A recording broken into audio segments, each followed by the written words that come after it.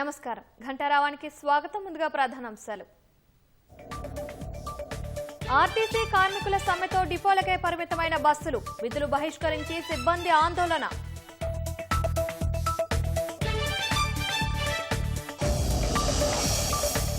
RTC సమ్మెతో రాష్ట్ర వ్యాప్తంగా ప్రయాణికుల అవస్థలు. హైదరాబాద్ లో ర్యాపిడో, ఓలా, ఊబర్ను ఆశ్రయిస్తున్న ప్రజలు.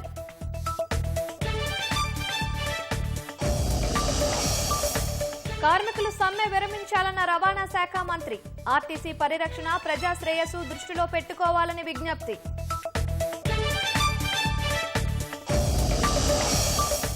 పహల్గాం ఉగ్రదాడిలో మరణించిన వారిని దేశం ఎప్పటికీ మర్చిపోదు. ఏడాది పూర్తయిన వేళ అమరులను స్మరించుకున్న ప్రధాని మోదీ. బెంగళూరులో ప్రియుడిపై పెట్రోల్ పోసి నిప్పంటించిన ప్రియురాలు. పట్టించుకోవడం లేదనే కోపంతో హత్య.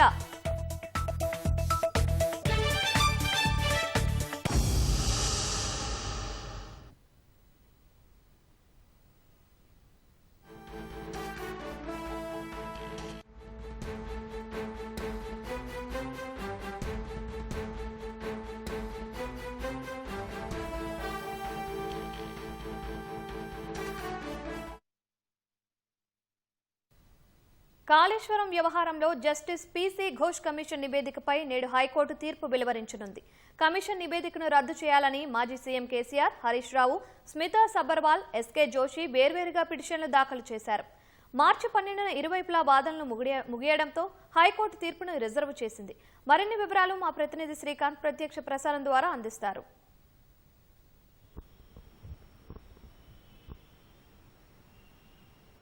కాళేశ్వరం ప్రాజెక్టులో అవకతవకలు చోటు చేసుకున్నాయని చెప్పి ప్రభుత్వము కమిషన్ ఏర్పాటు చేసింది. ఆ కమిషన్కు జస్టిస్ పీసీ ఘోష్ను కమిషన్గా నియమించింది. అయితే జస్టిస్ పీసీ ఘోష్ కమిషన్ దాదాపు చాలా రోజుల పాటు కూడా విచారణ నిర్వహించింది. అందులో భాగంగా మాజీ సీఎం కేసీఆర్, మాజీ అప్పటి భారీ నీటిపారుదల శాఖ మంత్రి హరీష్ రావుతో పాటు అప్పటి సిఎస్, భారీ నీటిపారుదల శాఖ ముఖ్య కార్యదర్శిగా ఉన్న వాళ్ళను, సీఎంఓలో ఉన్న కార్యదర్శులను, చాలామంది నీటిపారుదల రంగానికి సంబంధించిన అధికారులను, అంతేకాకుండా కాంట్రాక్టు సంస్థలను కూడా ఈ విధంగా అందరినీ పిలిచి ప్రశ్నించింది.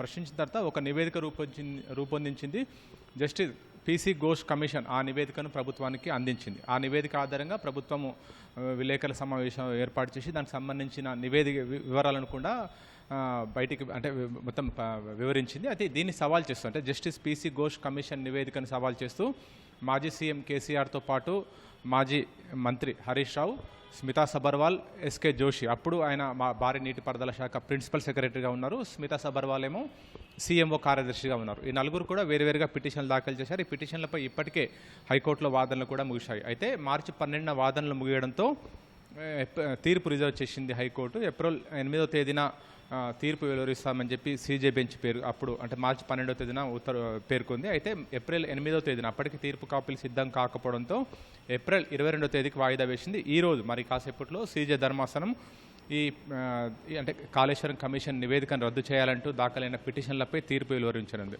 అయితే ఈ పిటిషన్లలో వాదనల సందర్భంగా ఇరువైపులా కూడా వాదనలు ముగిశాయి. ప్రధానంగా కేసీఆర్ తరపున, హరీష్ రావు తరపున సుప్రీంకోర్టు న్యాయవాదులు ఆర్యామ సుందరంతో పాటు దామా శేషాద్రి నాయుడు వీళ్ళిద్దరు కూడా వాదనలు వినిపించారు. స్మితా సబర్వాల్ తరపున, ఎస్కే జోషి తరపున కూడా వాదనలు వినిపించారు. ఈ సందర్భంగా వాళ్ళు చెప్పేది ఏంటంటే ప్రధానంగా హరీష్ రావు, కేసీఆర్ తరపున న్యాయవాదులు అయితే ప్రధానంగా రాజకీయాల లక్ష్యంగా చేసుకుని అంటే మా ఇద్దరిని కూడా రాజకీయంగా దుష్ప్రచారం చేయడానికి ఈ నివేదికను ఉపయోగించుకున్నారని చెప్పి కూడా కేసీఆర్, హరీష్ రావు తరపున న్యాయవాదులు వాదనలు వినిపించారు. ఎందుకంటే ఈ ప్రభుత్వం అంటే పక్కా నిబంధనల ప్రకారమే కాళేశ్వరం ప్రాజెక్టును నిర్మించింది. అంతేకాకుండా ప్రపంచంలోనే ప్రఖ్యాతిగాంచింది కాళేశ్వరం ప్రాజెక్టు. తక్కువ వ్యవధిలో ఈ ప్రాజెక్టును పూర్తి చేశాం. అంతేకాకుండా దీనివల్ల సాగు విస్తీర్ణం కూడా పెరిగింది. దీనివల్ల రైతులకు ఎంతో లాభం జరుగుతుంది. మేడిగడ్డలో ఒక పిల్లర్ మాత్రము కొన్ని కారణాల వల్ల కుంగిపోయింది. దాన్ని మొత్తం కాళేశ్వరం ప్రాజెక్టు మొత్తమే కుంగిపోయిందన్నట్టుగా, కాళేశ్వరం ప్రాజెక్టు మొత్తమే దెబ్బతిందన్నట్టుగా చిత్రీకరించారు ప్రభుత్వం. ఆ మేరకు కాళేశ్వరం కమిషన్ నివేదికను ఏర్పాటు చేసి ప్రభుత్వం ఏదైతే అనుకుందో ఆ మేరకే Kaleshwaram commission PC Ghosh commission నివేదిక కూడా వచ్చింది. దాన్ని రాజకీయంగా వాడుకుంటున్నారని చెప్పి కూడా కేసీఆర్, హరీష్ రావు తరపున న్యాయవాదులు వాదించారు. అంతేకాకుండా ఇచ్చిన నోటీసుల విధానం కూడా సరిగ్గా లేదు.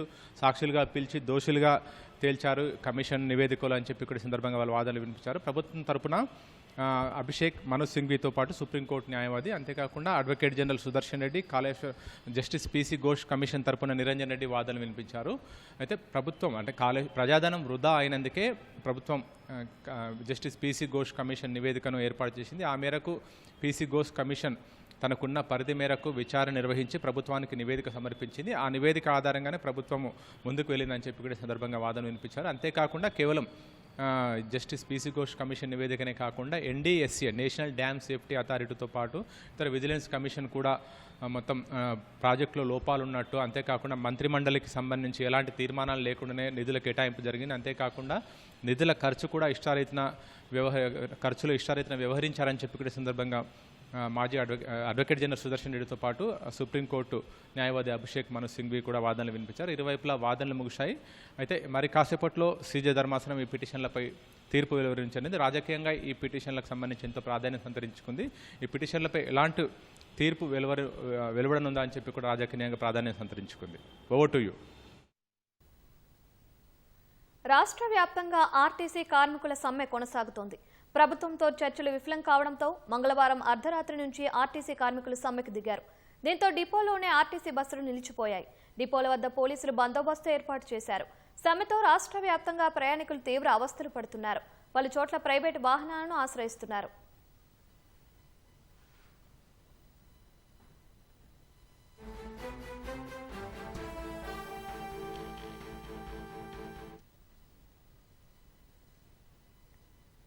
ఆర్టీసీ సమ్మెకు సంబంధించి మరింత సమాచారం మా ప్రతినిధి జైపాల్ నిజామాబాద్ నుంచి ప్రత్యక్ష ప్రసారం ద్వారా అందిస్తారు. రైట్, ఉమ్మడి నిజామాబాద్ జిల్లాలో ఉద్రిక్తతల మధ్య ఆర్టీసీ కార్మికుల సమ్మె కొనసాగుతుంది. అర్ధరాత్రి నుంచి కూడా ఆర్టీసీ ఉద్యోగులు సమ్మెలో పాల్గొంటున్నారు. జిల్లాలోని 6 డిపోల ముందు కూడా బైఠాయించి ఆందోళనలు చేపడుతున్నారు. ముఖ్యంగా కామారెడ్డి బస్టాండ్ వద్ద కాసేపటి క్రితం ఉద్రిక్త పరిస్థితులు నెలకొన్నాయి. అద్దె బస్సులటువంటి బయటకు వెళ్తున్న బస్సులను జేఏసీ నాయకులు అడ్డుకున్నారు. వెంటనే పోలీసులు అక్కడికి చేరుకొని జేఏసీ నాయకులను కూడా అరెస్ట్ చేసిన పరిస్థితి ఉంది. మొత్తము ఈ ఆర్టీసీ కార్మికులకు సంబంధించి మనతో మాట్లాడడానికి జేఏసీ నేతలు ఉన్నారు. వారితో మాట్లాడే ప్రయత్నం చేద్దాం. సార్ చెప్పండి, మీరు సమ్మెకు ఎందుకు దిగారు? మీ డిమాండ్ ఏంటి అసలు? మేము సమ్మెకు దిగాలని మేము దిగలేదు. మరి రాష్ట్ర ప్రభుత్వమే దించింది మమ్మలను. రవాణా శాఖ మంత్రి గారికి మేము గత 40 రోజుల నుంచి మొరబెట్టుకున్నా. నా తలుపులు తెరిచే ఉంటే రావచ్చు పోవచ్చు, పిలువని పేరంటానికి మాట్లాడినటువంటి మాటలు ఏవైతున్నాయో మరి సమ్మెకు నెట్టివేసే విధంగానే పోయింది ఇది. మరి మేము గత 40 రోజుల నుంచి సమ్మె నోటీస్ ఇచ్చి మరి మా డిమాండ్లు మరి మీరిచ్చిన హామీలే. గత ప్రభుత్వం యూనియన్లు రద్దు చేసింది. టీఆర్ఎస్ ప్రభుత్వం ఉన్నప్పుడు కేసీఆర్ గారు యూనియన్లు రద్దు చేస్తే 2019లో కాంగ్రెస్ ప్రభుత్వం రాగానే మేము యూనియన్లను ఇస్తామన్నారు. అదేవిధంగా పీనా గవర్నర్ గారు తమిళసాయి మేడం ఉన్నప్పుడు మాకు గెజిట్ ఆమె రిలీజ్ చేసిపోతే 90% ప్రభుత్వంలో కలిసే ఆర్టీసీని అప్పుడు ఎలక్షన్ కోడ్ రావడం వల్ల 2023లో మరి కాంగ్రెస్ ప్రభుత్వం రాగానే ప్రభుత్వంలో విలీనం చేస్తాం, ప్రభుత్వ ఉద్యోగులతో సమానంగా మీకు వేతనాలు జీతభత్యాలు ఇస్తామని చెప్పిన గౌరవ ముఖ్యమంత్రి గారు అప్పుడు పీసీసీ అధ్యక్షులు. మరి అదేవిధంగా మాకు కొత్త బస్సులను కొనిస్తామన్నారు. ఆర్టీసీలో దాదాపు 18,000 మంది కార్మికులు రిటైర్మెంట్ అయితే ఒక్క రిక్రూట్మెంట్ కూడా మరి పేన గవర్నమెంట్ చేయలేదు, ఈ గవర్నమెంట్ కూడా చేస్తలేదు. కారణం ఏంది? అదేవిధంగా ఇలా పనిభారం పెరిగి మా ఆర్టీసీ కార్మికులు మరి ఒక్కొక్క డ్రైవరు 15-16 గంటలు బస్సు నడిపిస్తే మనుషులమే కదా మేము కూడా. ఒక డ్రైవరు 15-16 గంటలు 120 మంది 130 మందిని తీసుకొని పోతుండంటే మనుషులమే కదా, మేము ఇనుముతో తయారు చేసిన వాళ్ళం కాదు కదా. మరి అర్థం చేసుకోవాలి. అదేవిధంగా మా మహిళా సోదరిమణులు మరి కండక్టర్లు ఒక్కొక్క మహిళ మరి 14 గంటలు పనిచేస్తున్న సింగిల్ క్రూ డ్యూటీలు. మరి మహాలక్ష్మి పథకం తీసుకొచ్చి 6 గ్యారెంటీలల్లో ఆర్టీసీ కార్మికుల గ్యారెంటీ నాకని చెప్పి మా మీద పెట్టినప్పుడు గౌరవ ముఖ్యమంత్రి గారు మరి మేము ఆ పథకాన్ని మీకు మంచి పేరు తీసుకొచ్చి మేము తెలంగాణ రాష్ట్ర మరి మహిళలందరూ కూడా మా తల్లులకు అక్కలకు చెల్లెళ్లకు సేవలు అందిస్తున్నాం. మరి మా మహిళా కండక్టర్లను కూడా మీరు ఎందుకు అర్థం చేసుకుంటలేరు? 8 గంటలకు ఎందుకు తగ్గిస్తలేరు? కనీసం స్పెషల్ ఆఫ్ డ్యూటీ అని ఇవ్వాలి కదా. మరి మాకు కింది స్థాయిలో మరి ఏ విధంగా మేనేజ్మెంట్ మమ్మల్ని అరెస్ట్మెంట్ చేస్తుందో మరి ఇలా ఒక్కొక్కరు ఒక సూపరింటెండెంట్ బాన్సవాడ డిపోలో బసంత్ అనే సూపరింటెండెంట్ 8 నెలల సర్వీస్ ఉండగా ఆయన వీఆర్ఏ తీసుకున్నాడు. కారణం ఏంది? పని ఒత్తిడి. ఇలా స్టీరింగుల మీదనే డ్రైవర్లు చనిపోతున్నారు, కండక్టర్లు ఆత్మహత్యలు చేసుకుంటున్నారు. మరి సాలిసాలని జీతాలు పెన్షన్ల డిపార్ట్మెంట్ మా ఆర్టీసీ దయచేసి గౌరవ ముఖ్యమంత్రి గారు వెంటనే మీరు చొరవ తీసుకొని తెలంగాణ ప్రజల కోసం మరి ప్రైవేటు డ్రైవర్లను తెచ్చి బస్సులు దింపుడు కాదు, ఈ ఆర్టీసీ సమస్య ఈ ఆర్టీసీ కార్మికుల సమస్యలను పరిష్కారం చేయాలని చెప్పి ఈ సందర్భంగా తెలియజేసుకుంటున్నాను. మీరు చెప్పండి, నిన్న హైదరాబాద్లో చర్చలు జరిగినాయి. ఈ చర్చలు ఎందుకు విఫలమయ్యాయి? కారణాలు ఏంటి అసలు? చర్చలకి ముఖ్యంగా యాజమాన్యం చర్చలకు పిలిచింది. అట్లాగే ఐఏఎస్లతో మరొక కాలయాపన కోసం ఒక కమిటీ వేయడం జరిగింది. ఈ కాలయాపన కమిటీలతోని మేము ఏగి ఏగి ఏగి ఏగి ఈడు దాకా వచ్చినాం. గతంలోనే ఆ కమిటీలు ఈ కమిటీలు ఇయ్యొద్దని వీళ్ళే చెప్తారు, సమస్యలు వెంటనే పరిష్కారం కావాలా అని చెప్పి. మరి ఈరోజు మళ్ళీ మాకు కమిటీలు వేసి కాలయాపన ఏముంది? ఇందులో ఏముంది? ఓపెన్ కదా, డిమాండ్లన్నీ ఓపెన్ ఉన్నాయి, మీరు పరిష్కరించాల్సినవి న్యాయమైనవి. మరి వాస్తవంగా మేము గొంతెమ్మ కోరికలు కావు, మేమేం కాంట్రాక్టర్ల కమిషన్లు అడగకొచ్చినాము, మేమేమి వేరే ప్రాజెక్టుల్లో డబ్బులు అడగట్లేదు. కాబట్టి మా ఈ న్యాయమైన కోరికలు, మా ఈ కష్టజీవుల కోరికలు, కాబట్టి కష్టజీవుల కోరికలు తీర్చమని అడుగుతున్నాం. రెండవది ఏంటంటే, కాంగ్రెస్ పార్టీ ఎన్నికల మేనిఫెస్టోలో ప్రభుత్వంలో మిమ్మల్ని విలీనం చేస్తాం, ప్రభుత్వ ఉద్యోగులుగా గుర్తిస్తాం, మీకు ప్రభుత్వ ఉద్యోగుల కన్నా 28% జీతం తక్కువ ఉన్నది, అది మీకు బరాబర్ చేస్తాం, యూనియన్లను పునరుద్ధరిస్తాము అని చెప్పారు. నేనేం చెప్తున్నానంటే మీ ద్వారా ఈ గవర్నమెంట్కి, ఈ ముఖ్యమంత్రికి, ఈ ఏదో ఎవరైతే రాహుల్ గాంధీ గారు భారత్ జోడో యాత్ర అని చెప్పి భారతదేశ రాజ్యాంగాన్ని కాశ్మీర్ నుంచి కన్యాకుమారి వరకు తీసుకెళ్తూ రాజ్యాంగాన్ని రక్షించుకుందామని అన్నారు. మరి ఈ ముఖ్యమంత్రి గారికి చెప్పలేరా ఆర్టీసీలో రాజ్యాంగం అమలు కావట్లేదు, మరి రాజ్యాంగం అమలు చేయని రాహుల్ గాంధీ మీకు చెప్పలేడా? ప్రశ్నించే సంఘాలు ఉండొద్దని చెప్పిర్రా? ఇది ఏం పద్ధతి? ఇదేం కథ? ఆవు చేన్లో మేస్తే దూడ గెట్టుకు మేస్తున్నదా అన్న ఒక సామెత ఉంది. కేసీఆర్ గారి పాలననే మీరు పాలిస్తున్నారు, సేమ్ అదే లెక్కన ఉన్నది. ఇది ప్రజాపాలన ఎట్లయితుంది? మీరు ప్రజాపాలన అంటే ప్రజల కోసం, కేవలం ప్రజల కోసం మాత్రమే మీరు పనిచేయాలి కదా.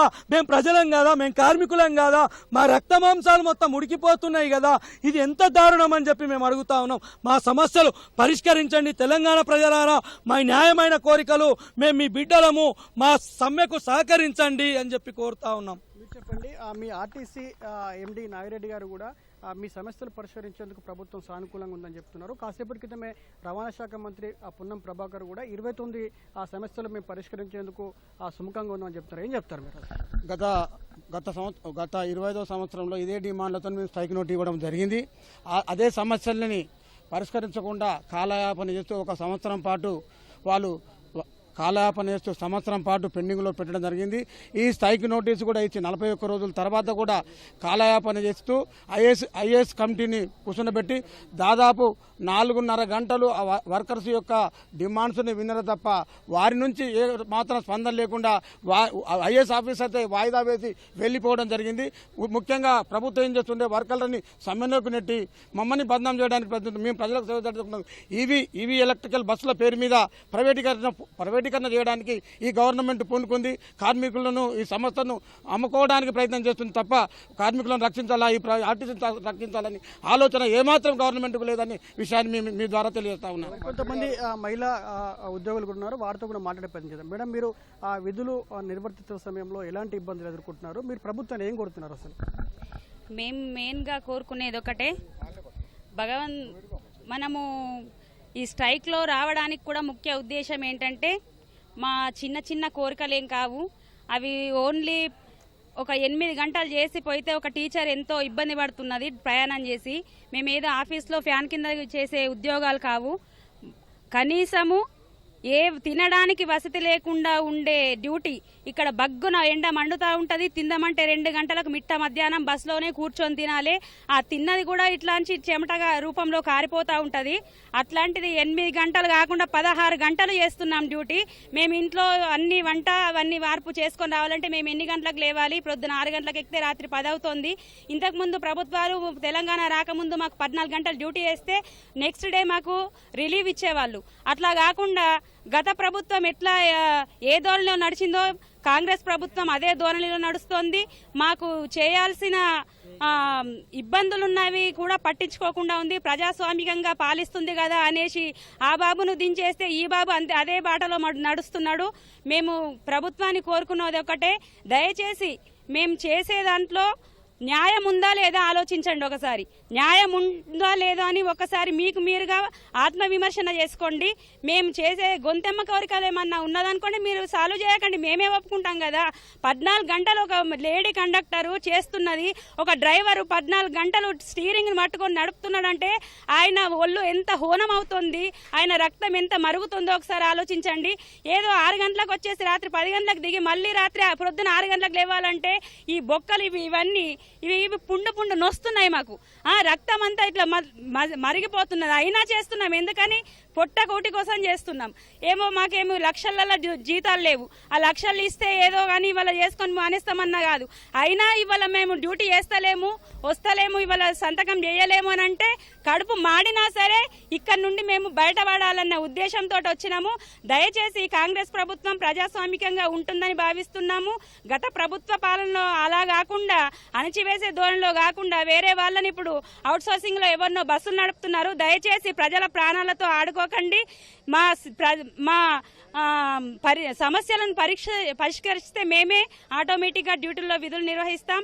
దయచేసి మా డిమాండ్లను ఒప్పుకొని న్యాయం చేయాలని కోరుకుంటున్నాం. అంటే మీరు చేస్తున్న సమ్మె వల్ల మీ సంస్థకు ఆదాయం తెచ్చే ప్రజలు తీవ్ర ఇబ్బందులు ఎదుర్కొంటున్నారు. వారికి ఏం చెప్తారు ప్రజలకు? ఒక్క విషయము, ఏ ప్రజలు ఏ ఆడామే ఒక తెలంగాణ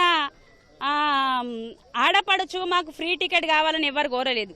ఫ్రీ టికెట్ ఇచ్చింది ఎవరు? మనం గద ఎక్కాలని మనమే ఇచ్చుకున్నాము. దయచేసి ఈ ఫ్రీ టికెట్ వల్ల మేము ఎంత ఇబ్బంది పడుతున్నామో ఒకసారి ప్రజలు కూడా ఆలోచించాలి. వాళ్ళు కూడా ఆలోచిస్తున్నారు. ఏమని? ఈ ఫ్రీ టికెట్ ఎవరి కోసం అయ్యా అనేసి అడుగుతున్నారు. దయచేసి ఇది మొత్తంగా మేము డిమాండ్ చేస్తున్నటువంటి ఏవైతే డిమాండ్లు ఉన్నాయో ఇవన్నీ గొంతమ్మ కోరికలు కావాలి, న్యాయమైన డిమాండ్లు అని చెప్పేసి అయితే ఆర్టీసీ కార్మికులు చెప్తున్నారు. ప్రభుత్వము స్పందించి మేము మా సమస్యలన్నీ పరిష్కరించని పక్షంలో మేము సమ్మె విరమించలేని చెప్పేసి అయితే వీరందరూ కూడా స్పష్టం చేస్తున్న పరిస్థితి ఉంది. ఇది ఉమ్మడి నిజామాబాద్ జిల్లాలో ఆర్టీసీ ఉద్యోగుల సమ్మెకు సంబంధించినటువంటి తాజా పరిస్థితి. Vote to studio. ఆర్టీసీ సమ్మెకు సంబంధించిన మరింత సమాచారం మా ప్రతినిధి రవిచంద్ర హన్మకొండ నుంచి ప్రత్యక్ష ప్రసారం ద్వారా అందిస్తారు.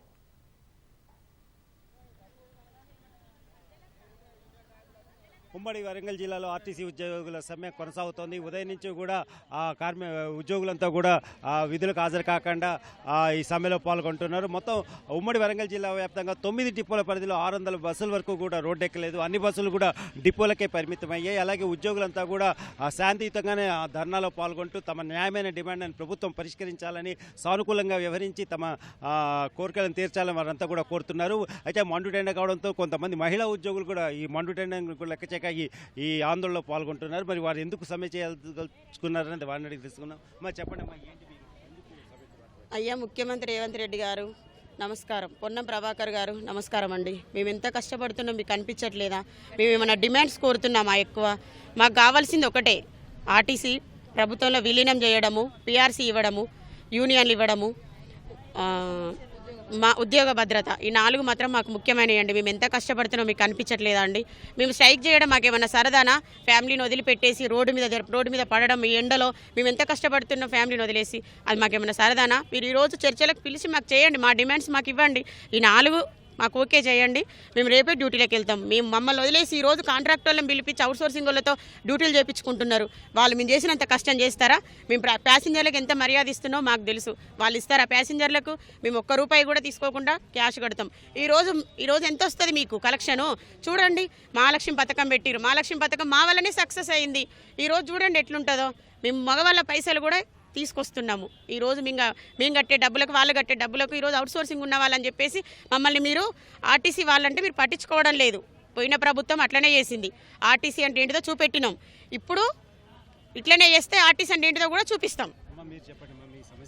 మా సమస్య అంటే పెద్దగా ఏం లేదండి. 10 సంవత్సరాలు టీఆర్ఎస్ నాయకత్వంతో చూసి మాకు గవర్నమెంట్లో విలీనమని సంతకమైంది, గవర్నమెంట్లో ఆమోదమైంది, అన్నీ అయ్యాక కూడా ఒక అపాయింట్మెంట్ డేటు ప్రకటించడానికి వాళ్ళు నిరాశ వ్యక్తం చేసి వెళ్ళిపోయారు.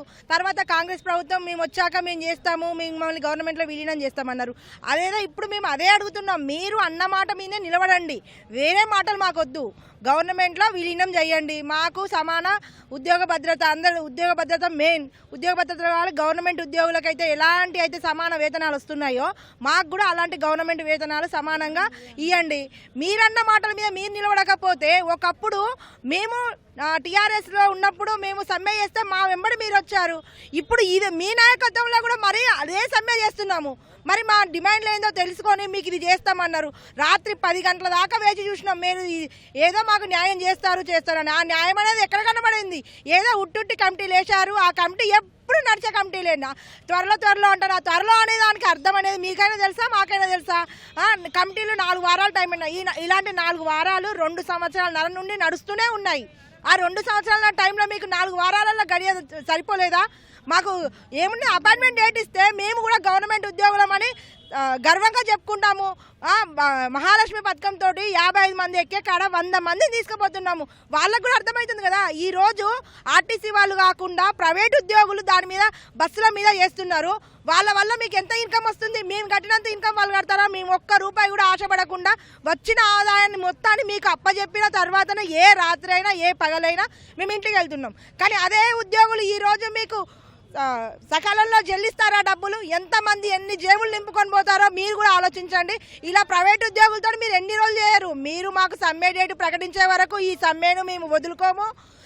ఖచ్చితంగా మాకు గవర్నమెంట్లో విలీనం అయ్యేదాకా ఈ సమ్మెను ఇలాగే కంటిన్యూ చేస్తాము. మా గౌరవనీయులైన సీఎం గారు మేనిఫెస్టోలో పెట్టినే అడుగుతున్నాం, కానీ మా ఏమైనా గొంతెమ్మ కోరికలా చెప్పండి. అందులో ఏమున్నాయి? మేము అడిగిన డిమాండ్లలో మీరు చెప్పినట్టుగానే నేను ఆర్టీసీలో పదవిలోకి రాగానే ఆర్టీసీకి విలీనం చేస్తా, సంతకం పెడతాం, మొదటి సంతకం మీదే అని చెప్పారు. మేము అదే అడుగుతున్నాం కదా, గవర్నమెంట్లో విలీనం చేయండి, మాకు రావాల్సిన బకాయిలు ఇప్పియండి. ఆ ఎలక్ట్రిక్ బస్సులతోటి పొల్యూషన్ ఉండదు అని ఎలక్ట్రిక్ బస్సులు తెస్తున్నారు, ఓకే, దానికి కాదనట్లేదు. ఆ ఎలక్ట్రిక్ బస్సులను మాకు ఆర్టీసీకి ఇవ్వండి, అవి కొని ఆర్టీసీకి ఇస్తే సబ్సిడీ వస్తుంది, ప్రజలకు మెరుగైన సౌకర్యం కల్పించినట్టు అవుతుంది. అంతేగాని మీరు ఆర్టీసీ ఎలక్ట్రిక్ బస్సులన్నీ ప్రైవేట్ ఆర్టీసీని అంతా ప్రైవేట్ పరం చేసుకుంటా చాప కింద నీరులాగా ప్రైవేటీకరణ చేస్తున్నారు. ఇది ఎంతవరకు న్యాయం సీఎం గారు? పైసా ఖర్చు లేని యూనియన్ల పునరుద్ధరణ కావాలి, మాకు ఉద్యోగ భద్రత కావాలి. విలీనం చేస్తాను, విలీనం దగ్గర దాకా తీసుకొచ్చారు, అది అయిపోయింది. ఇప్పుడు ఏం లేదు, ఒక డేట్ అన్న ఫిక్స్ చేయండి. కనీసం విలీనం ఇప్పుడు వీలు కాకపోతే ఒక డేట్ అన్న ఫిక్స్ చేసి మాకు ఆ డేట్ అన్న చెప్పండి. అపాయింట్మెంట్ డేట్ కావాలి. మ్యానుఫ్యాక్చర్లో పెట్టినే అడుగుతున్నాము. మేమేం అసలు సమ్మకి దిగాలన్న ఉద్దేశం మాకేం లేదు. కాకపోతే వాళ్ళే సమ్మకి దిగేటట్టు చేసిరు. చర్చలకు పిలుస్తా అని చెప్పి మేము వెయిట్ చేసిన సమయంకు తీరా మేము సమ్మిట్ డేట్ ఫిక్స్ చేసుకున్నాక ఆ డేటుకు ముందు నిన్న చర్చలో పిలవకుండా కమిటీకి పిలిచారు. కమిటీ ఎందుకు 4 వారాల టైం అడిగారు, దానికి 4 వారాల టైం ఎందుకు? 2 సంవత్సరాలన్నర టైం అయింది ఇప్పటికే. మేము వెయిట్ చేసి అది చేస్తాను. మీరు ఒక పథకం తీసుకొచ్చారు, ఆ పథకం అమలు పరిచినాం. మేము మా బాధ్యతగా మేము అమలు పరిచినాం. ఎన్ని కష్టాలు వచ్చినా, ఎన్నన్నా డ్రైవర్లను కొడుతున్నారు, కండక్టర్లను తిడుతున్నారు, అన్నీ భరించి మేము ఇక్కడి వరకు తీసుకొచ్చి ప్రభుత్వానికి లాభాలే తీసుకొచ్చినాం. మహిళా స్కీమ్ను సక్సెస్ చేసినాం. ముఖ్యమంత్రి గారు ఆంధ్రలో సాధ్యమైన మిలీనియము మనకెందుకు సాధ్యం కాదు? మనకెందుకు ప్రైవేట్ బస్సులు జేబీఎం బస్సులు పెడితే ఇక్కడ రిక్రూట్మెంట్ జరగదా? మన ఆర్టీసీలో రిక్రూట్మెంట్ జరగదా? ప్రైవేట్ ఎందుకు? మాకు కావాల్సిన బకాయిలు మాకు ఇవ్వండి. ధన్యవాదాలు. ఏవైతే తాము న్యాయమైన డిమాండ్లే చెప్తున్నామని ఆ డిమాండ్లను పరిష్కరించాలని మహిళా ఉద్యోగులు అలాగే జేఏసీ నేతలంతా కోరుతూ కూడా ఆందోళనలో పాల్గొంటున్నారు. ఇక వివిధ ప్రాంతాలకి ఆర్టీసీ యాజమాన్యం ఎలక్ట్రిక్ బస్సులను నడుపుతోంది. పరిమిత సంఖ్యలో బస్సులు నడవడంతో ప్రయాణికులు ఇబ్బందులు ఎదుర్కొంటున్నారు. Over to studio. ధన్యవాదాలు రవిచంద్ర. ఆర్టీసీ కార్మికులు సమ్మె విరమించాలని రవాణా శాఖ మంత్రి పొన్నం ప్రభాకర్ విజ్ఞప్తి చేశారు. ఆర్టీసీ పరిరక్షణ, ప్రజా శ్రేయస్సు కోసం కార్మికులు సహకరించి వెంటనే సమ్మె బాట వీడాలని కోరారు. సమ్మెతో సమస్యలు పరిష్కారం కావని, దానికోసం ప్రత్యేక కమిటీ వేశామని తెలిపారు. పరిష్కార మార్గాలపై 4 వారాల్లోపు నివేదిక ఇవ్వాలని కమిటీని ఆదేశించినట్లు పేర్కొన్నారు. కమిటీల పేరుతో కాలయాపన చేస్తున్నామని మాట్లాడటం సరికాదని ఆర్టీసీ ఐకాసా నేతలకు సూచించారు. కార్మికులు లేవనెత్తిన 32 అంశాల్లో 29 అంశాలపై ప్రభుత్వం సానుకూలంగా ఉందని స్పష్టం చేశారు. ఆర్టీసీ విలీనం, గుర్తింపు సంఘాల ఎన్నికల అంశం ప్రస్తుతం పెండింగ్లో ఉందని వెల్లడించారు. ఆర్టీసీ కార్మికుల సమస్యలపై CM Revanth Reddy, deputy CM Bhatti Vikramarka దగ్గర చర్చిస్తామని స్పష్టం చేశారు. పేదల ప్రయాణాలకు ఆర్టీసీ కార్మికులు ఇబ్బందులు కలగచేయొద్దని మంత్రి పొన్నం ప్రభాకర్ సూచించారు.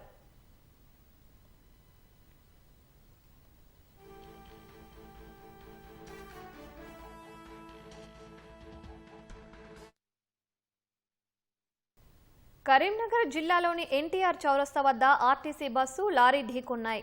కరీంనగర్ నుంచి వరంగల్కు వెళ్తుండగా బస్సును లారీ వేగంగా వచ్చి ఢీకొట్టడంతో ఆర్టీసీ బస్సు ముందు భాగం నుజ్జునుజ్జుగా మారింది. ప్రమాదంలో గాయాలైన 4 ప్రయాణికులను స్థానికులు సమీప ఆసుపత్రికి తరలించారు.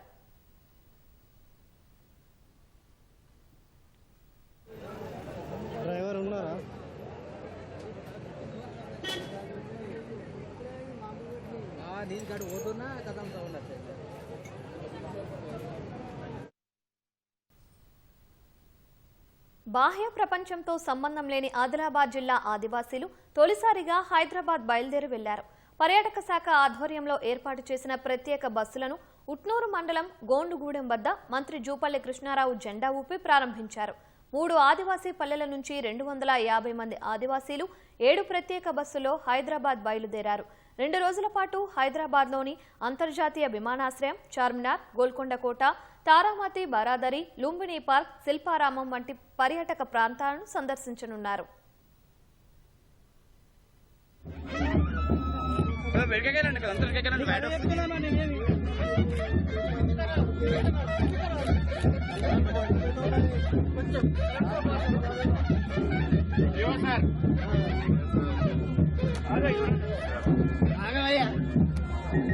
अरे आराम से ले बागुंटे राद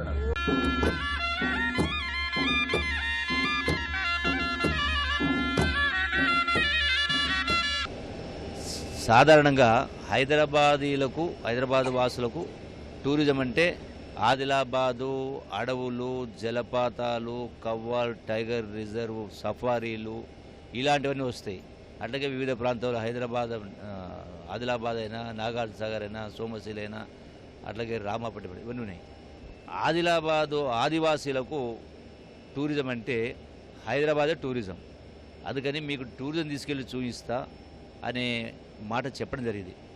ఉద్దేశం ఏంటంటే ఇవి చూడడం ద్వారా నాగరిక ప్రపంచము, అభివృద్ధి, చదువులు యొక్క విద్యా సంస్థలు ఇవన్నీ చూపించడం ద్వారా వాళ్ళకు కూడా ప్రేరణ కలగాలి, ఆలోచన రావాలి, వాళ్ళు కూడా అభివృద్ధిలో భాగస్వాములు కావాలి. యావత్ ప్రపంచాన్ని పరిస్థితి అనేటువంటిది తెలువాల్సిన అవసరం ఉంది. పహల్గాం ఉగ్రదాడిలో మరణించిన వారిని దేశం ఎప్పటికీ మర్చిపోదని ప్రధాని నరేంద్ర మోదీ అన్నారు. ఉగ్రదాడి జరిగి ఏడాది పూర్తయిన వేళ ఆ దుర్ఘటనలో ప్రాణాలు కోల్పోయిన వారిని ప్రధాని స్మరించుకున్నారు. బాధిత కుటుంబాలకు సానుభూతి తెలిపిన ప్రధాని దేశం మొత్తం వారికి అండగా ఉంటుందని భరోసా ఇచ్చారు. దేశంగా మనమంతా ఐక్యంగా ఉంటూ ఉగ్రవాదాన్ని ఎదుర్కోవడంలో కృతనిశ్చయంతో ఉన్నామన్నారు. ఉగ్రవాదానికి భారత్ ఎన్నటికీ తలొగ్గదని ప్రధాని ఉద్ఘాటించారు. గతేడాది ఏప్రిల్ 22న జమ్మూ కాశ్మీర్లోని పహల్గాంలోకి ప్రవేశించిన ఉగ్రవాదులు 26 మంది పర్యాటకులను దారుణంగా కాల్చి చంపారు. అందుకు ప్రతీకారంగా మే 7న భారత సైన్యం ఆపరేషన్ సింధూర్తో ఉగ్ర స్థావరాలపై మెరుపు దాడులు చేసింది. దాడికి పాల్పడిన నిందితులు సహా మొత్తం 100కి పైగా ఉగ్రవాదులను సైన్యం మట్టుబెట్టింది. ఇరాన్తో కాల్పుల విరమణ ఒప్పందాన్ని పొడిగించినందుకు అమెరికా అధ్యక్షుడు డొనాల్డ్ ట్రంప్నకు పాకిస్తాన్ ప్రధాని షహబాజ్ షరీఫ్ కృతజ్ఞతలు తెలిపారు. ట్రంప్ నిర్ణయంపై హర్షం వ్యక్తం చేసిన షరీఫ్ యుద్ధాన్ని ముగించడానికి ఇరు దేశాలు సమగ్ర శాంతి ఒప్పందాన్ని కుదుర్చుకుంటాయని ఆశాభావం వ్యక్తం చేశారు. తమ అభ్యర్థన మేరకు కాల్పుల విరమణ ఒప్పందాన్ని పొడిగించినందుకు ట్రంప్నకు కృతజ్ఞతలంటూ ఎక్స్ వేదికగా షరీఫ్ పోస్టు చేశారు. తమపై ఉంచిన విశ్వాసం, నమ్మకంతో వివాదాన్ని చర్చల ద్వారా పరిష్కరించేందుకు పాక్ తన ప్రయత్నాలను కొనసాగిస్తుందని చెప్పారు. పాక్ అభ్యర్థన మేరకు కాల్పుల విరమణ ఒప్పందాన్ని పొడిగిస్తున్నట్లు ట్రంప్ ప్రకటించారు. ఇరాన్ పాలకులు ఏకీకృత ప్రతిపాదనతో చర్చలకు వచ్చే వరకు కాల్పుల విరమణ అమల్లో ఉంటుందని వెల్లడించారు. ప్రియుడిని ఇంటికి పిలిచిన ప్రేయసి వినూత్నంగా ప్రేమను వ్యక్తం చేస్తానని నమ్మించి కిరోసిన్ పోసి సజీవ దహనం చేసింది. బెంగళూరు శివారులోని బైదరహల్లిలో ఈ దారుణం జరిగింది. తుమకూరుకు చెందిన కిరణ్ బెంగళూరులోని ఓ మొబైల్ సర్వీస్ సెంటర్లో పనిచేస్తున్నారు. అక్కడే పనిచేస్తున్న ప్రేమ అనే యువతిని ప్రేమించాడు. కొంతకాలంగా కిరణ్ తనను పట్టించుకోవడం లేదని, పెళ్లి చేసుకోవడేమోనని యువతి అనుమానించింది. ఈ క్రమంలో మంగళవారం మధ్యాహ్నం ఇంట్లో ఎవరూ లేని సమయంలో ప్రియుడిని ఇంటికి పిలిచింది. కొద్దిసేపు మాట్లాడుకున్న తరువాత కిరణ్ను కుర్చీలో కూర్చోబెట్టి కళ్లకు గంతలు కట్టి కాళ్ళు చేతులు కట్టేసింది. ఇలా ఎందుకు చేస్తున్నావని ప్రశ్నించగా కొత్తగా ప్రేమను వ్యక్తం చేస్తానని నమ్మించి కిరోసిన్ పోసి నిప్పంటించింది. దీంతో కుర్చీలోనే కిరణ్ సజీవ దహనమయ్యాడు. సమాచారం తెలుసుకున్న పోలీసులు ఘటనా స్థలికి చేరుకుని పరిశీలించారు. కిరణ్ కళ్లకు గంతలు ఉన్నట్లు గుర్తించారు. ఘటన జరిగినప్పుడు తాను బాత్రూంలో ఉన్నానని, పొగ రావడంతో బయటకు వచ్చేసరికి కిరణ్ కుర్చీలో కాలిపోయి ఉన్నాడని నిందితురాలు పోలీసులకు చెప్పింది. అయితే ఘటనా స్థలాన్ని పరిశీలించిన పోలీసులు పథకం ప్రకారమే ప్రేమ అతడిని హత్య చేసినట్లు ప్రాథమికంగా నిర్ధారించారు. నిందితురాలిని అరెస్టు చేసి విచారిస్తున్నట్లు north west DCP DL Nagesh వెల్లడించారు.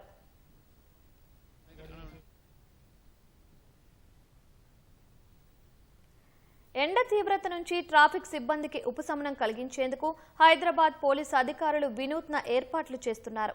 అసెంబ్లీ ఎదురుగా ఉన్న ట్రాఫిక్ పోలీస్ బూత్ వద్ద ఏర్పాటు చేసిన మిస్ట్ ఫ్యాన్ డెమోను traffic joint CP Joel Davis, DCP Avinash కుమార్లు పరిశీలించారు. ట్రాఫిక్ సిబ్బంది 8 గంటల పాటు రోడ్డుపై విధులు నిర్వహిస్తున్నారని, వేసవిలో వడగాల్పుల కారణంగా ట్రాఫిక్ సిబ్బంది అనారోగ్యం బారిన పడుతున్నారన్నారు. సిబ్బందికి వెసులుబాటు కోసం ఈ మిస్ట్ ఫ్యాన్ను ఏర్పాటు చేశామని traffic joint CP Joel Davis వెల్లడించారు. బూతులు కూర్చుంటున్నప్పుడు వాళ్ళకి హీట్ వేవ్తో చాలా ఇబ్బందులు పడుతున్నారు. అండ్ ఒక్కొక్క ట్రాఫిక్ ఆఫీసర్స్ 8 అవర్స్ ఇక్కడ ఉండాలి ఎండల్లో. వాళ్ళు వేరే ప్లేస్లో వెళ్ళి కూర్చోవడానికి వీల్లేదు. సో ఆ 8 అవర్స్ ఈ హీట్ వేవ్ వచ్చినప్పుడు చాలా అనారోగ్యంతో కూడా ఇబ్బంది పడుతూ ఉన్నారు. నార్మల్ వాటర్ ఏదైతే ఉందో ప్లెయిన్ వాటర్లో ఒక చిన్న మోటార్ ఫిక్స్ చేసి మిస్ట్ ఫ్యాన్ లాగా ఈ అంబర్లాస్ని మనం చేయవచ్చని ఈరోజు ఆ డెమో చూడడానికి వచ్చినాము. బాగుంది. ఒక 5 to 7 degrees అది తక్కువ ఉంది లోపల కూర్చుంటున్నప్పుడు. నేను కూడా కూర్చొని చూశాను. ఇవన్నీ ఒక రోజు ఆర్ 2 రోజు స్టడీ చేస్తాము. ఆ సిబ్బంది ఫీడ్బ్యాక్ కూడా తీసుకొని సిపి గారికి చెప్పేసి హైదరాబాద్ మొత్తం పట్టణం మొత్తం ఇంప్లిమెంట్ చేస్తాం. ఆదిలాబాద్ జిల్లాలో వీధి కుక్కల స్వైర విహారం భయాందోళనకు దారితీస్తుంది. ఎక్కడ చూసినా పెద్ద సంఖ్యలో మందలుగా దర్శనమిస్తున్నాయి. పెద్దపల్లి జిల్లా సుల్తానాబాద్ మండలం కాట్నపల్లిలో ఇటుక బట్టీల దగ్గర ఆడుకుంటున్న చిన్నారిపై దాడి చేసింది. కుక్కల సంతానోత్పత్తి పెరగకుండా చేయాల్సిందేమీ లేదా అనే భావన ప్రజల నుంచి వ్యక్తమవుతోంది. ఉమ్మడి ఆదిలాబాద్ జిల్లాలో కుక్కల సంఖ్య క్రమంగా పెరుగుతోంది. కుక్కల స్వైరవిహారం ప్రజలను భయాందోళనలకు గురిచేస్తోంది. హోటళ్ల నిర్వాహకులు వివిధ రకాల మాంసం క్రయ విక్రయదారులు పడేసే వ్యర్థ పదార్థాలు ఎక్కడ పడితే అక్కడ వేయటమే వీధి కుక్కల పెరుగుదలకు ప్రధాన కారణంగా కనిపిస్తోంది. పచ్చి మాంసపు వ్యర్థాలకు అలవాటు పడిన కుక్కలకు సకాలంలో ఆకలి తీరకపోతే మేకలు, గొర్రెలు, మూగజీవాలు చివరికి చిన్నపిల్లలపై దాడి చేయటం కలకలం సృష్టిస్తోంది. ఆకలితో ఉన్నప్పుడు ఏం చేస్తున్నాయంటే వీధి కుక్కలన్నీ ఒక 4-5 కుక్కలు కానీ 10 వరకు కూడా జమ అయిపోయి అవన్నీ అటాక్ చేయడానికి చూస్తుంటాయి. వీధి కుక్కల సంఖ్య పెరగకుండా ప్రభుత్వం 2023లో ఎనిమల్ బర్త్ కంట్రోల్ నిబంధనలను అమల్లోకి తీసుకొచ్చింది. పట్టణాల్లోనైతే మున్సిపాలిటీలు, పల్లెల్లోనైతే గ్రామ పంచాయతీలు ఏబీసీ కేంద్రాలను నిర్వహించాల్సి ఉంది. మగ కుక్కలను పట్టుకొచ్చి కుటుంబ నియంత్రణ శస్త్రచికిత్సలు చేసి 3 రోజుల పాటు అక్కడే ఉంచి ఆ తర్వాత వాటిని ఎక్కడి నుంచి పట్టుకొచ్చారో అక్కడే వదిలేయాలనేది నిబంధన. ఆదిలాబాద్, మంచిర్యాల జిల్లాల్లో 2 ఏళ్ల కిందట ప్రారంభించిన ఏబీసీ కేంద్రాలు ఇప్పుడు పనిచేయడం లేదు. ఆసిఫాబాద్, నిర్మల్ జిల్లాలో వాటి జాడే లేకపోవడంతో కుక్కల స్వైరవిహారానికి అడ్డు అదుపు లేకుండా పోతోంది. మానవ తప్పిదాలే కుక్కల సంఖ్య పెరుగుదలకు ప్రధాన కారణమనే అభిప్రాయం పశువైద్య నిపుణుల్లో వ్యక్తమవుతోంది. స్ట్రీట్ డాగ్స్, ఈ వీధి కుక్కలు బెడద చాలా పెరుగుతుంది. ఎందుకంటే మన ఇంట్లో మిగిలిన ఆహార వ్యర్థాలు కానీ, చికెన్ షాపులో వ్యర్థాలు కానీ, మటన్ షాపులో వ్యర్థాలు కానీ ఎక్కువ వాడేస్తే అక్కడ తిని వాటి పాపులేషన్ సంఖ్య బాగా పెరుగుతుంది. అవి వాటికి ఆహారం దొరకనప్పుడు ఈ పశువులను కానీ మేకలను కానీ ఈవెన్ మనుషులను కూడా అటాక్ చేసి కరవడం జరుగుతున్నది. ఇలాంటప్పుడు పశువులను అయితే మా హాస్పిటల్ తీసుకొస్తే కానీ మాకు సమాచారం ఇస్తే మేము వ్యాక్సిన్లు ఇస్తున్నాము. అయితే ఈ వీధి కుక్కల బెడద తగ్గించాలంటే ఏబీసీ ప్రోగ్రామ్ టేకప్ చేస్తున్నారు. 2024లో కానీ 2025లో టేకప్ చేశారు. ఈ సంవత్సరం మాత్రం ఆగిపోయింది. అది ఉమ్మడి ఆదిలాబాద్ జిల్లాలోని మంచిర్యాల కార్పొరేషన్ మిగిలిన 11 మున్సిపాలిటీలు సహా 1503 గ్రామ పంచాయతీల పరిధిలో వీధి కుక్కలు ఎన్ని ఉన్నాయనేది అధికారులకే లెక్క తెలియని పరిస్థితి ఉంది. ప్రజల యోగక్షేమాలకు కీడు జరగకుండా చూడాల్సిన యంత్రాంగమే ప్రేక్షక పాత్ర పోషిస్తే ప్రాణాలకే ముప్పు వాటిల్లటం ఖాయమే. సమస్య ఏదైనా కానీ దాని తీవ్రత పెరిగినప్పుడే భయం పుట్టుకొస్తుందే తప్ప వాటికంటూ ముందస్తు ప్రణాళిక అమలు చేయాలనే ధ్యాస ఎవరికీ పట్టడం లేదు. మూగ జీవాలను సంరక్షించుకోవాలనడంలో తప్పు లేదు, కానీ వాటి వల్ల హాని కలగకుండా చూసుకోవడం కూడా ముఖ్యమే. ప్రభుత్వము, ప్రజలు, స్వచ్ఛంద సంస్థలు సమన్వయంతో పనిచేస్తేనే అనుకున్నది సాధ్యమవుతుంది, అందరికీ మేలు జరుగుతుంది. కెమెరామెన్ కిరణ్తో మణికేశ్వర్, ఈటీవీ న్యూస్, ఆదిలాబాద్.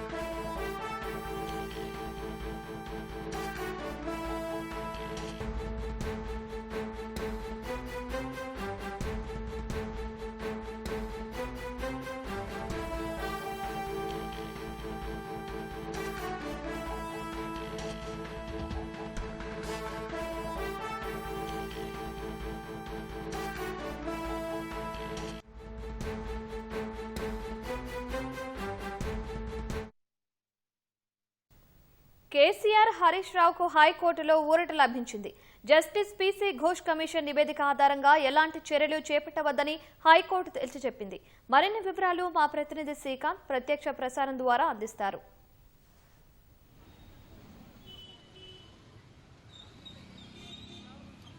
మాజీ సీఎం కేసీఆర్తో పాటు మాజీ మంత్రి హరీష్ రావు, సీఎంఓగా కార్యదర్శిగా విధులు నిర్వహించిన స్మితా సబర్వాల్, గతంలో నీటిపారుదల శాఖ ప్రిన్సిపల్ సెక్రటరీగా పనిచేసిన ఎస్కే జోషికి హైకోర్టులో ఊరట లభించింది. వాళ్ళు దాఖలు చేసిన పిటిషన్లపై విచారణ చేపట్టిన హైకోర్టు నివేదిక పైన తీర్పు వెలువరించింది. ఆ పిటిషన్లపైన తీర్పు వెలువరించింది. జస్టిస్ పీసీ ఘోష్ కమిషన్ నివేదికను నిలుపుదల చేసింది. ఆ నివేదిక ఆధారంగా ఎలాంటి చర్యలు చేపట్టద్దని చెప్పి కూడా ఈ సందర్భంగా హైకోర్టు ఉత్తర్వుల్లో వెలువరించింది. అంతేకాకుండా జస్టిస్ పీసీ ఘోష్ కమిషన్ విచారణ సందర్భంగా సరైన నిబంధనలు పాటించలేదని చెప్పి కూడా ఈ సందర్భంగా హైకోర్టు ఉత్తర్వుల్లో పేర్కొంది. దీంతో కేసీఆర్తో పాటు హరీష్ రావుకి, స్మితా సబర్వాల్కి, ఎస్కే జోషికి ఊరట లభించినట్టయింది. ప్రధానంగా ఈ పిటిషన్ దాఖలు చేసిన సందర్భంలో వాళ్ళు ఇదే అంశాలు పేర్కొన్నారు. జస్టిస్ పీసీ ఘోష్ కమిషన్ నివేదిక సరిగ్గా లేదు, ప్రభుత్వం ఏదైతే చెప్పిందో ఆ మేరకే జస్టిస్ పీసీ ఘోష్ కమిషన్లో అంశాలను పొందుపరిచారు. దీనివల్ల రాజకీయంగా కేసీఆర్తో పాటు హరీష్ రావుకి నష్టం కలిగే విధంగా ప్రభుత్వం వ్యవహరించిందని చెప్పి కూడా సందర్భంగా హరీష్ రావు కేసీఆర్ తరపు న్యాయవాదులు వాదించారు. అయితే దీని సందర్భంగా పిటిషనర్ తరపు న్యాయవాదులు మరికొన్ని అంశాలను కూడా పేర్కొన్నారు. ఇందులో పలు అంశాలను కూడా పొందుపరిచారు. అయితే దీనికి సంబంధించి ఇంకా కొన్ని విషయాలు వెలుగులోకి బయటికి రావాల్సి ఉంది. పూర్తి దానికి సారాంశం వస్తే కానీ కొన్ని అంశాలు వచ్చే అవకాశం ప్రస్తుతం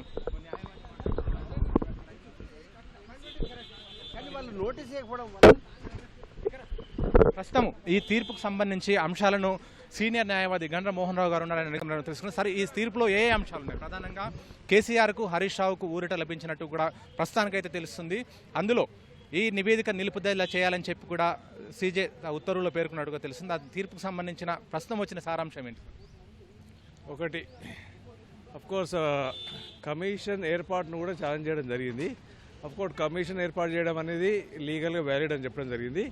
అయితే కమిషన్ తన రిపోర్ట్లో ప్రొవిజనల్ సేఫ్ గార్డ్స్ ఏదైతే ఎవరికైతే ప్రొవైడ్ చేసినారో సెక్షన్ 8, ఎవరి మీదనైనా నిందలు మోపాలంటే, ఎవరి మీద ఏమైనా అడ్వర్స్ యాక్షన్ కోసం రిపోర్ట్ రాయాలంటే కమిషన్ గారు ఆ వ్యక్తులకు సంబంధించి వాళ్ళ యొక్క ప్రైవసీ ఫైండింగ్స్ కమ్యూనికేట్ చేసి మీ యొక్క సమాధానం దీని మీద కోరుతున్నామని చెప్పి వాళ్ళకు right to cross examination, right to represent by counsel ఉంటుంది. కాబట్టి ఈ ప్రొవిజనల్ సేఫ్ గార్డ్స్ ఫాలో కాకుండా కమిషన్ రిపోర్ట్ ఇచ్చింది కాబట్టి కమిషన్ రిపోర్ట్ మీద ఎటువంటి చర్యలు తీసుకోరాదు, కమిషన్ యొక్క ఫైండింగ్స్ ఇన్ ఆపరేటివ్ అని జడ్జ్మెంట్ ఇవ్వడం జరిగింది. So based on the commission report no action can be taken against Shri KCR గారు, శ్రీ హరీష్ గారు or any of the officers. So this is totally fundamental flaw in the commission report because the commission has failed to follow the fundamental principle. No person should be condemned unheard by putting him notice on the material which is against them. So that procedure has been not followed. That procedure has been there in the section 8 of the Commission of Inquiry Act. Procedure follow కాలేదని ఎందుకు వచ్చింది అభిప్రాయం? ఎందుకంటే ఈ సందర్భంగా వాదనలు కూడా వినిపించారు కదా. ప్రొసీజర్ ఫాలో కాలేదని ప్రధానంగా కేసీఆర్, హరీష్ రావుతో పాటు స్మితా సబర్వాల్, జోషి తరఫున న్యాయవాదులు కూడా అదే వాదనలు వినిపించారు కదా. అందులో ప్రధానంగా ఏ అంశాలను పొందుపరిచారు? ఎందుకంటే ప్రొసీజర్ ఫాలో కాలేదని ప్రధానంగా వాదనలు వినిపించారు. నోటీసులు ఇచ్చిన విధానం కూడా సరిగా లేదని చెప్పి కూడా వాదన సందర్భంగా వినిపించారు. దాన్నే పరిగణలోకి తీసుకుందని భావించవచ్చు. ఒకటి, commission of enquiry act 1952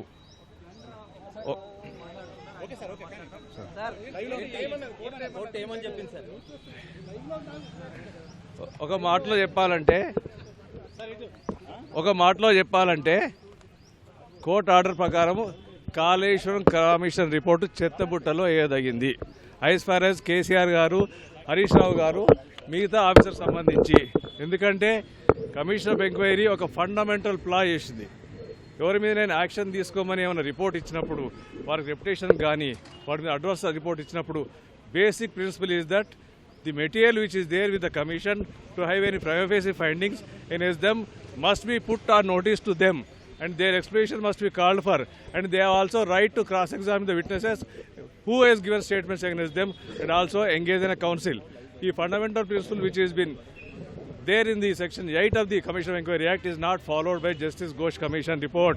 Therefore, the Commission report cannot be made basis for any action in the KCR garu, Harish Rao garu or any of the officers.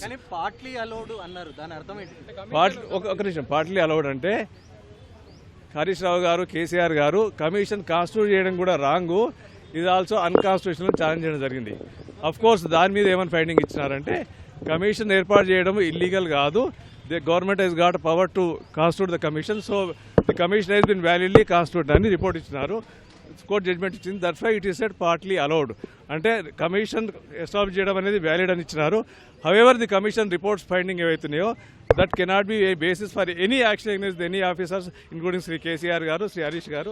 అంటే ఒక విషయంలో చెప్పాలంటే ఆ కమిషన్ యొక్క రిపోర్ట్ చెత్తబుట్టలో వేయదగింది అంతే.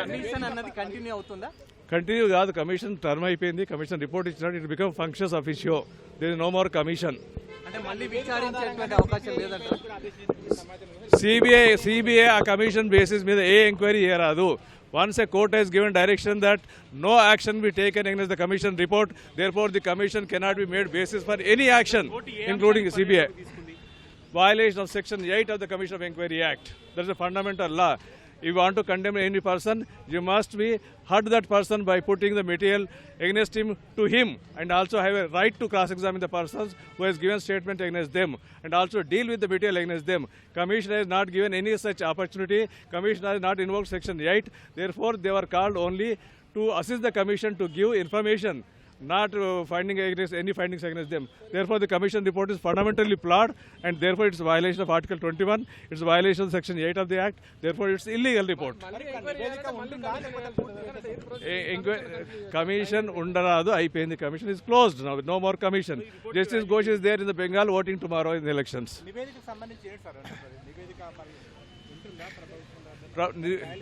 నివేదిక ఉంది లేదు is irrelevant. On the basis of the report, no action can be taken against Sri KCR garu, Sri Harish garu, against officers against whom adverse comments, adverse findings are recorded by the commission. They are basically inoperative. They cannot be. అవును, వాళ్ళకి against నివేదికను రద్దు చేయమన్నారు. దాని అర్థం నివేదికను వారికి against రద్దు చేసినట్టే. Court language, court use is own language. మీరు చెప్పిన నా చెప్పిన లాంగ్వేజ్ కోర్ట్ యూజ్ చేయదు కదా. Inoperative, no action can be taken అంటే that is become useless as far them is concerned. That's why they said చెత్తబుట్టలో పడేయాలి. చెప్పండి.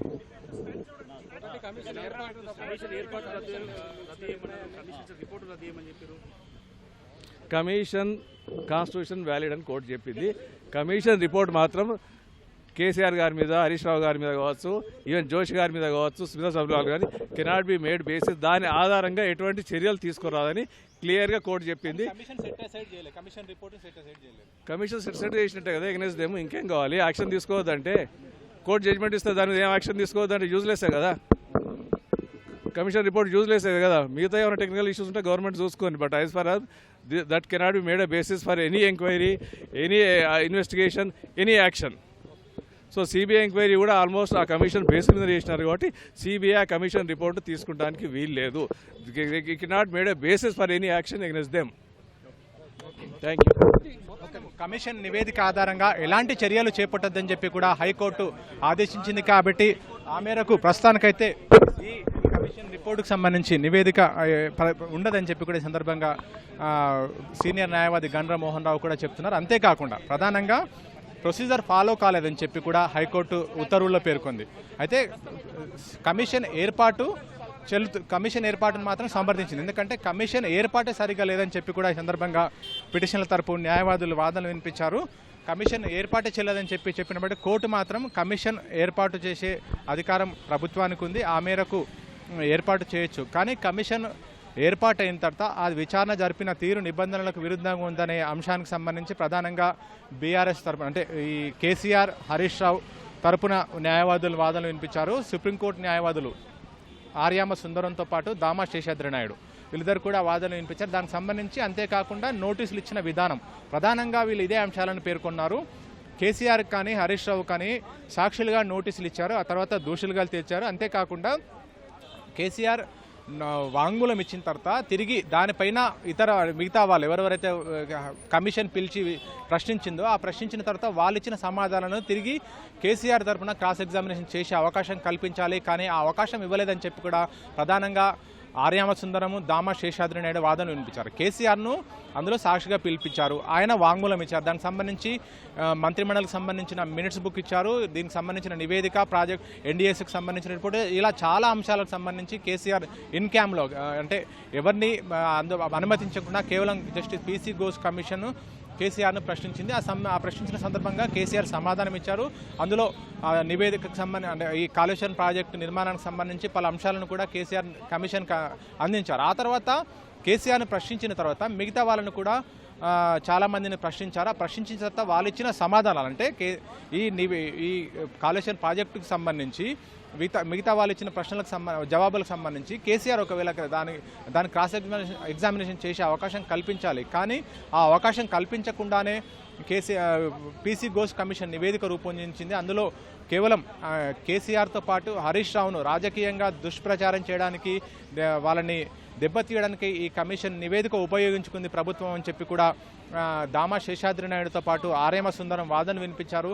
అయితే ప్రధానంగా ఈ నోటీసులకు సంబంధించి ప్రధానంగా ప్రస్తావించారు. అంతేకాకుండా కాళేశ్వరం ప్రాజెక్ట్ అనేది దేశంలోనే అతిపెద్ద ప్రాజెక్ట్, అంతేకాకుండా అత్యంత వేగంగా పూర్తి చేశారు, ప్రపంచంలోనే ఇదొక ఘనత సాధించింది ఇంత వేగంగా పూర్తి చేసిన ప్రాజెక్ట్. అంతేకాకుండా ఈ ప్రాజెక్టు పూర్తి చేయడం వల్ల సాగు విస్తీర్ణం పెరిగింది. తెలంగాణలో అంతకుముందు కాళేశ్వరం ప్రాజెక్టు నిర్మాణానికంటే ముందు, ఆ తర్వాత నిర్మాణం అయిన తర్వాత సాగు విస్తీర్ణం బాగా పెరిగింది, దానివల్ల రైతులు ఎంతో లబ్ధి పొందారు.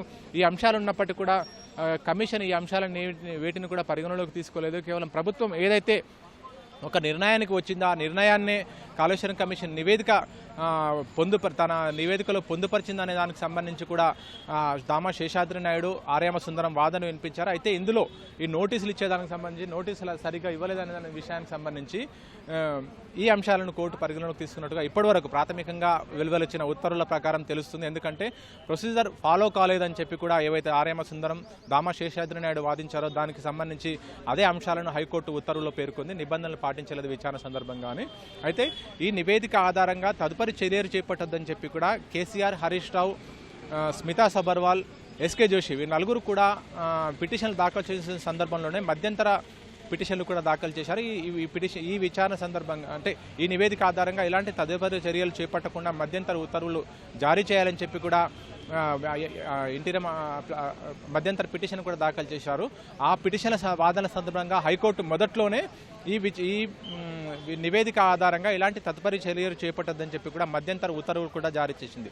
అది ఈ రోజు వరకు కూడా ఉన్నాయి. అయితే ఈ రోజు కూడా తుది తీర్పుల్లోనూ కూడా అదే అంశాన్ని వెలువరించింది. ఈ నివేదిక ఆధారంగా ఎలాంటి చర్యలు చేపట్టద్దని చెప్పి కూడా హైకోర్టు మధ్యంతర ఉత్తర్వులు ఇస్తుందో అది కూడా తుది ఉత్తర్వుల్లో కూడా పేర్కొంది. దాని ఆధారంగా ఎలాంటి చర్యలు చేపట్టద్దని చెప్పి కూడా సీజే ధర్మాసనం తన ఉత్తర్వుల్లో పేర్కొంది. అయితే ప్రస్తుతానికి దీన్ని బట్టి కేసీఆర్కు హరీష్ రావుకు భారీ ఊరట లభించిందని చెప్పొచ్చు. ఎందుకంటే అంతేకాకుండా స్మితా సబర్వాల్, ఎస్కే జోషి వీళ్ళు కూడా అదే అంశాలను పేర్కొన్నారు. కేవలం ఒక అధికారులుగా దానికి సంబంధించి నివేదిక పొందుపరిచారు. రాజకీయ అంశాలు మాకు ఎలాంటి సంబంధం లేదు, మంత్రిమండలి చేసిన తీర్మానాల మేరకు ముందుకు వెళ్ళాము అని చెప్పి కూడా ఈ సందర్భంగా అంతేకాకుండా సాంకేతిక కమిటీ ఈ వాదనల సందర్భంగా హరీష్ రావుతో పాటు కేసీఆర్, స్మితా సబర్వాల్, ఎస్కే జోషి తరపుల న్యాయవాదులు కూడా ఇదే అంశాలను పేర్కొన్నారు. సాంకేతిక కమిటీ అంశాలకు వచ్చే సాంకేతిక కమిటీ పరిధిలో వచ్చే అంశాలను కూడా ఇక్కడ కేసీఆర్, హరీష్ రావుతో పాటు మాకు కూడా ఆపాదించారని చెప్పి కూడా సందర్భంగా వాళ్ళ తరపు న్యాయవాదుల వాదన వినిపించారు.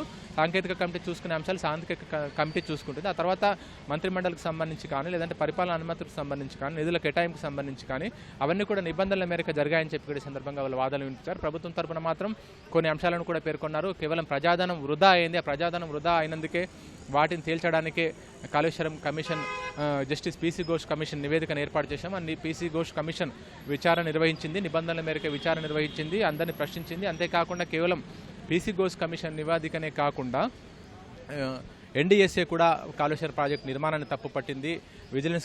విజిలెన్స్ రిపోర్టు కూడా ఆ మేరకే తప్పుపడుతూ నివేదిక ఇచ్చింది. ఈ అంశాలను కూడా ఉన్నాయని చెప్పి కూడా ప్రభుత్వం తరపు న్యాయవాదులు advocate general Sudarshan Reddy, supreme court senior న్యాయవాది అభిషేక్ మను సింఘ్వితో పాటు జస్టిస్ పీసీ ఘోష్ కమిషన్ తరపున నిరంజన్ రెడ్డి వాదనలు వినిపించారు. ఈ అన్ని వాదనలు పరిగణలోకి తీసుకున్న తర్వాత హైకోర్టు ఈ మేరకు ఉత్తర్వులు వెలువరించింది. కమిషన్ నివేదికను నిబంధనల ప్రకారం లేదని చెప్తూ అంతేకాకుండా ఈ నివేదిక ఆధారంగా ఎలాంటి తదుపరి చేపట్టదని చెప్పి కూడా ఉత్తర్వులు ఇస్తూ సీజే ధర్మాసనం ఈరోజు తీర్పు వెలువరించింది. Over to you.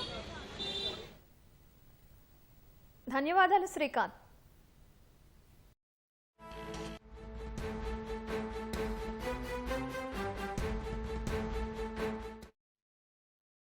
Justice PC Ghosh commission నివేదిక అంశంలో కేసీఆర్, హరీష్ రావుకు ఊరట లభించింది. పీసీ ఘోష్ కమిషన్ నివేదిక ఆధారంగా ఎలాంటి చర్యలు చేపట్టవద్దని హైకోర్టు స్పష్టం చేసింది. జస్టిస్ పీసీ ఘోష్ కమిషన్ ఎలాంటి నిబంధనలు పాటించలేదని హైకోర్టు తెలిపింది.